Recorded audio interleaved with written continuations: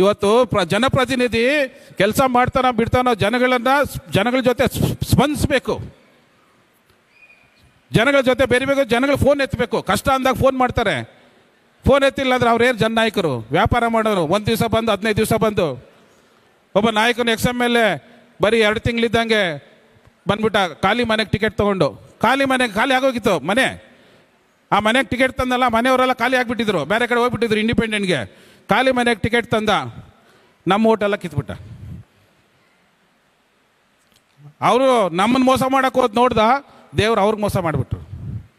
240 vote ಅದೇ ಇದಲ್ಲ, ಅದು ದೇವ್ರೇಟು.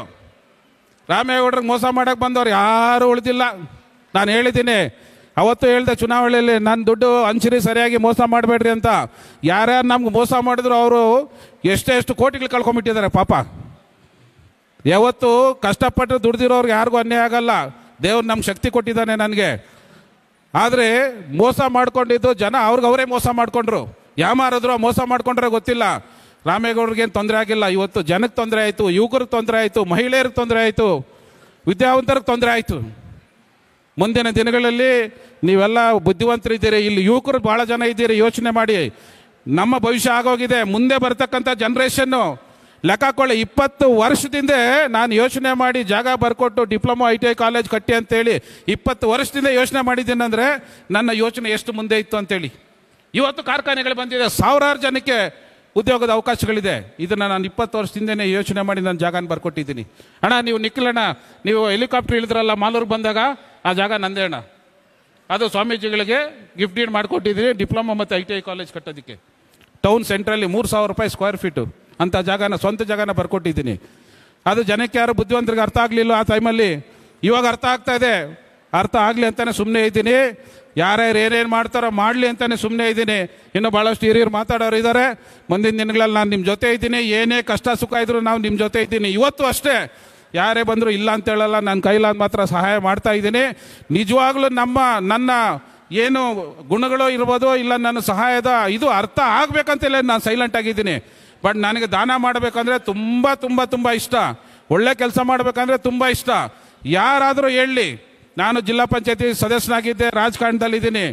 100 ರೂಪಾಯಿ ಯಾರಾದರೂ ರಾಮೇಗೌಡರು ಕೇಳಿದಾರೆ ಅಂತ ಹೇಳಿದರೆ ಈ ತಾಲೂಕಿನಲ್ಲಿ ನನ್ನ ಎಂಟೈರ್ ಪ್ರಾಪರ್ಟಿ ಬರ್ಕೊಡ್ತೀನಿ. Open challenge. ಯಾರಾದರೂ ಹೇಳಲಿ, ಯಾವ ಕಾಂಟ್ರಾಕ್ಟರ್ ಆಗಲಿ, ಯಾವ ಆಫೀಸರ್ ಆಗಲಿ, ಯಾರಾದರೂ ಹೇಳಲಿ.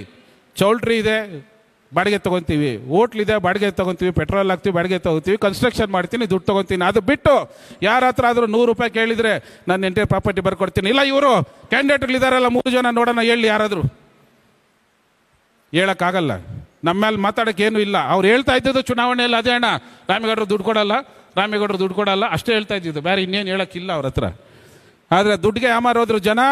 ದಯವಿಟ್ಟು ನೀವೆಲ್ಲ ಯೋಚನೆ ಮಾಡಿ. ಇಲ್ಲಿರೋದು ನಮ್ಮ ಭವಿಷ್ಯಗಳಾಗೋಗಿದೆ. ಮುಂದೆ ಬರ್ತಕ್ಕಂಥ ಜನ್ರೇಷನ್ನು ಈ ಮಾಲೂರು ತಾಲೂಕು ಇಷ್ಟೊತ್ತಿಗೆ 20 ವರ್ಷದಿಂದ ನಾನು ಪ್ರಯತ್ನ ಪಡ್ತಾ ಇದ್ದೀನಿ. 20 ವರ್ಷದಿಂದ ನಾನು ಏನಾದರೂ ಇಲ್ಲಿ MLA ಆಗಿದ್ರೆ ಇವತ್ತಿದು ಮಿನಿ ಬೆಂಗಳೂರು ಆಗಿರೋದು. ಬೆಂಗಳೂರಿನವ್ರು ಮಾಲೂರು ನೋಡೋಕೆ ಬರಬೇಕಾಗಿತ್ತು. ಆ ಲೆವೆಲ್ಗೆ ಡೆವಲಪ್ ಮಾಡಿರ್ತಾ ಇದ್ದೆ. ಇವತ್ತು ಏನು ಡೆವಲಪ್ಮೆಂಟ್ ಆಗಿದೆ? ಏನಿಲ್ಲ. ಟೌನ್ ಒಳಗೆ ಓಡಾಡೋಕ್ಕೆ ರಸ್ತೆಗಳಿಲ್ಲ, ಚರಂಡಿಗಳಿಲ್ಲ.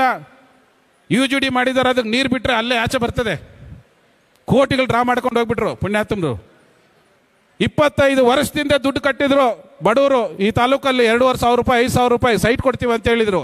ಸೈಟ್ ಕೊಟ್ರಾ? 4 ಜನ MLAಗಳು ಬಂದು ಹೋಗ್ಬಿಟ್ರು, ಯಾರು ಸೈಟ್ ಕೊಡಿಲ್ಲ. ನಾನು ಹೇಳಿದೆ 10,000 ಜನಕ್ಕೆ ಸೈಟ್ ಕೊಡ್ತೀನಿ, 10,000 ಜನಕ್ಕೆ ಫ್ರೀ ಸೈಟ್ ಕೊಡ್ತೀನಿ, ಇಲ್ಲಾಂದ್ರೆ ನಾನು ಮತ್ತೆ ಚುನಾವಣೆ ಇಲ್ಲ ಅಂತ ಹೇಳಿದೆ. ನಮ್ಮನ್ನು ನಂಬಲ್ಲ. ಯಾಕೆ ನಂಬಿಲ್ಲ ಗೊತ್ತಿಲ್ಲ. ಕೆಲವು ಹೇಳ್ತಾರೆ ಗಾದೆ ಸುಳ್ಳಾದರೂ, ಅಂದರೆ ವೇದ ಸುಳ್ಳಾದರೂ ಗಾದೆ ಸುಳ್ಳಾಗಲ್ಲ ಅಂತೇಳಿ. ಕುರಿ ಕಷಾಯನ್ನೇ ಅಂತ ನಂಬೋದು, ಕುರಿ ಕಷಾಯನ್ನೇ ನಂಬೋದು, ನಮ್ಮನ್ನು ನಂಬಲ್ಲ.